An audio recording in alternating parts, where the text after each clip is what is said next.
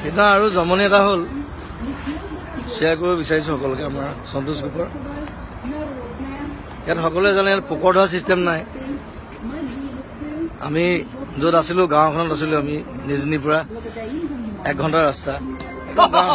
গাঁৱৰ ভিতৰত মানুহ নাই একেবাৰে কম 4টামান কটেজ আছে আমাৰ গাইডৰ এটা কটেজ আছে তাত ধুনীয়া তাত আমি থাকিলোঁ খোৱা বোৱা লৈ যাওঁ ইয়াৰ পৰা তাতে খাওঁ আৰু মই কি কৰিলোঁ পাকঘৰৰ পৰা মানে পোকৰ ধুবৰ কাৰণে গিলাচ এটা লৈ গ'লোঁ ৰাতিপুৱা গিলাচটো আনি থৈছিলে মই নাচালোঁ প্লাষ্টিকৰ গিলাচ বোলো পোকৰ ধুবলৈ কিবা এটা লাগিব তাত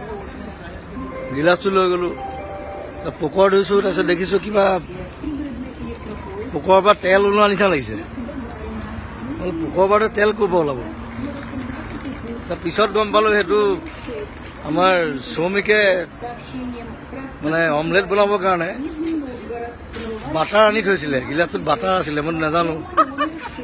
চব ৰাছিয়ালৈ আহি মানে প্ৰথমবাৰ বাটাৰেদি পোকৰ ধুইছোঁ মই সেইটো এক্সপিৰিয়েঞ্চ মই কেতিয়াও নাপাওঁ